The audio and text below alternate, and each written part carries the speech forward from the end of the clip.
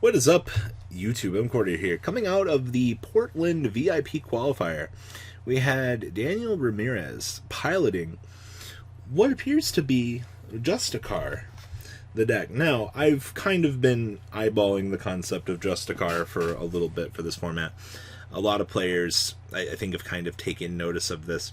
And the more ideas that we kind of have coming out of the format, and as players are extending out these new ideas, well, you know, it wouldn't surprise me if this doesn't stick as probably the new Danger Thunder list. There's just kind of something about this card being able to just literally start your combo into this, and you only play literally one brick in your main deck for this. So, I mean, kudos to Danger Thunder for once again evolving as an interesting concept, but let's kind of dig on into this and really see what's going on here. So, that's right, ladies and gentlemen, we're packing one copy of Christia. What if I special summon this off my Saruja, by the way? Sorry, a strange thing to say, I know. But being able to just drop this as a special summon, neither player can special summon monsters. Watch the standard player cry. We have the one copy of the Black Dragon Collapse Serpent, triple copies of Lavenir. If we've learned anything in this format, like Lavenir is still broken, still a free generic rip from your opponent's hand, free back row disruption, all wrapped up into one beautiful card.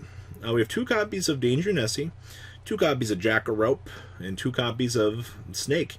Yeah, literally, just the best size Danger package, honestly. Putting these cards to two really did fix things. We have one copy of Dark Grepher, one copy of Diabolsis. This card can be a brick, but it's fine because it's not a bad thing. One copy of Destrudo for the extenders. Triple copies of the Draconet. Literally, normal summon, make Justicar, win the game. It's so easy, like. And plus, like, if your opponent ashes this, it's not like your other 4 or 5 cards can't be extenders to set up the rest of your combo. That's the crazy part. We have one Lee the World Chalice. We have one copy of Brotar. This card's so good. Then we, of course, have the Orcust combo of one Symbol Skeleton, one Harpor, two copies of the Orcust Nightmare. Oh my gosh. We have one Red Eyes Darkness Metal and one Tempest Dragon Ruler of Storms. Then we have two Dragon Dark, one copy of the Dragon Duo, one Dragon Hawk, two copies of the Dragon Roar, and the one copy of the Wyvern Buster, along with the one World Chalice Guard Dragon, the one World Wando, and the one Galaxy Serpent. Spells, we have triple Allure Darkness, one Dragon Ravine, one Gold Sark, one Orchestrated Babel, two copies of the Melody of the Awakening Dragons, and then we have one World Legacy Guard Dragon and one Orcust Crescendo, wrapping up the main deck. Down here in the extra deck, we have one Saruja. This amuses me. Literally sticking a Christia and two Thunder Dragon and Colossus or something like that. That's dumb. We have the one Phoenix, the one Heavenly Spheres, the one Pistine, the one Elpie, of course, and the one Bring the Pain. We have the two copies of Galatea, one copy of Romulus, one Hope Harbinger, the one Dingrisu, the one Justicar, the one Hot Red Dragon Archer Abyss, and the two copies of Thunder Dragon Colossus. Side deck here, we have triple copies of Lancia, two Ghost Ogre, two copies of Trap Eater, one Crystal Wing Synchro Dragon, what am I thinking? One Mystic Mine, or triple Mystic Mine, triple Twin Twister, and one copy of Imperial Order, wrapping up this list.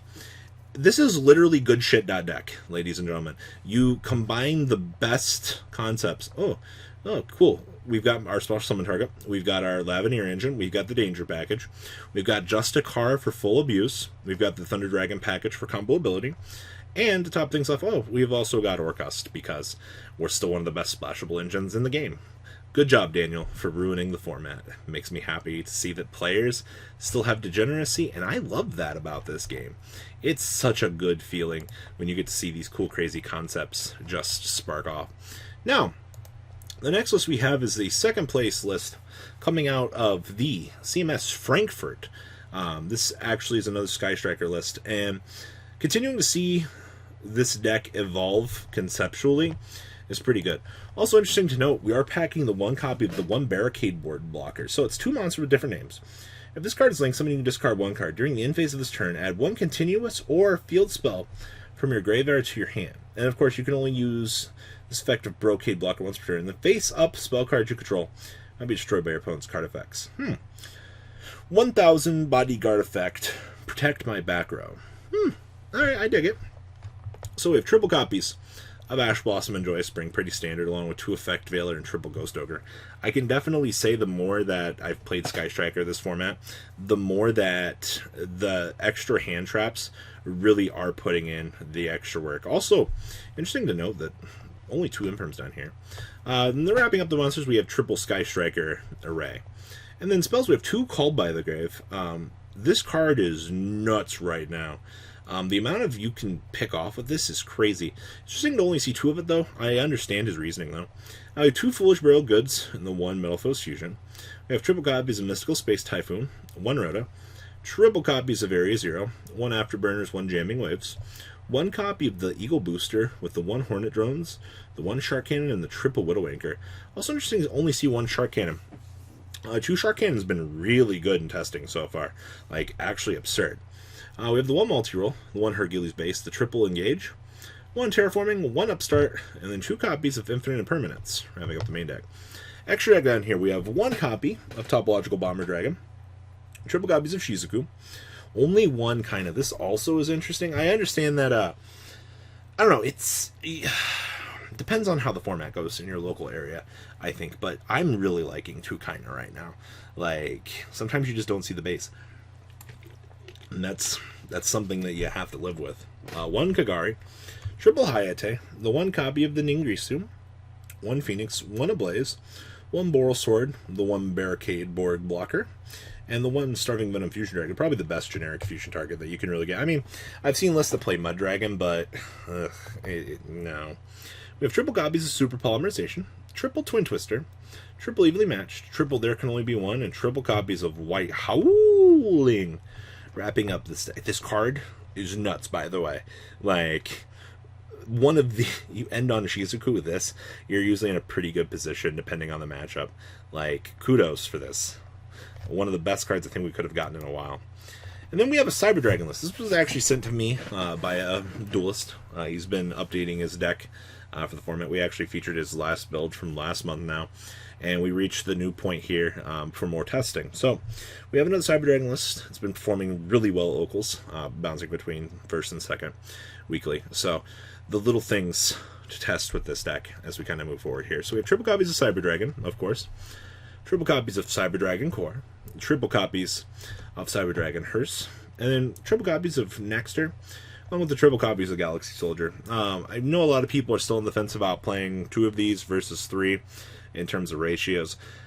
I still think, as bad as it is, 3 is probably the superior build, just to make sure that you don't get blown out. It's pretty self-explanatory. With triple copies of Droll and Lockbird, 2 copies of the Ash Blossom and Joyous Spring, 1 copy of hand your opponent a Kaiju over their Sky Striker and go into a pretty winning position. Then we have triple copies of Machine Duplication, triple copies of the Cyber Emergency, 2 copies of Super Polymerization in the main deck. So this caught me off guard. I do know that being able to get multiple disruptions and things like that, and extra things, especially since we're kind of a going second deck, Super Poly Large is going to counteract these boards. And I definitely like that about this deck. While we're a going second deck, basically the board that we produce is enough to usually disrupt the opponent through the next turn. 1 copy of Overload Fusion, of course, 1 Cyber Repair Plant, the 1 Rev System and the 1 Cyber Load, and the 1 copy Foolish Burial, along with triple copies of Evenly Matched. But of course, we're a going second deck. Why do we... having multiple tiers of disruption is not a bad thing. And then we have triple copies of Infinite Impermanence, wrapping up the main deck. Down here in the side deck, or excuse me, extra, we have 1 Starving Venom, 1 Violet Chimera, 2 Mega Fleets, 1 Fortress Dragon, and the 1 Rampage, along with the 1 Cyber Eternity Dragon, and then 1 Cyber Twin, 2 copies of Ye Olde Cyber Infinity, 2 Nova, 1 Al Mirage, 1 Genius, and the 1 Cyber Dragon Zeger. Side deck here, we have 2 copies of Prankatops, triple copies of Inspector Border, triple copies of the Gnome Material. Interesting to note, this is pretty interesting. If you Gnome a Justicar, you might just be in a good position. Then we have 2 copies of Cosmic Cyclone, 1 Cybernetic Overflow, 2 Red Reboot, and 2 copies of Dimension Barrier, wrapping up this list. Between everything that I've seen in terms of the metagame, I can safely say that we're progressing quite nicely. I think there's a lot of questionable things that I've seen come out of the formats, But that's just because the game is evolving at the moment, and that's not a bad thing. Because remember, we haven't had a lot of formats or a lot of tournaments to kind of dictate things, so whatever information we see right now is pretty clutch. Alright guys, thanks for watching, and catch you guys on the flip side. Remember, leave your thoughts down below. I always read my comments. Peace out. The ride never, well, truly ends. Thank you, patrons. Without you guys, I don't know what I'd be wearing in these videos. I might be a Truffle Shuffle incident all over again. Guys, please also check out VanCole40 for some awesome Vanguard content. Some other interesting stuff you might find up here on the left or in the description as well. Thanks for watching.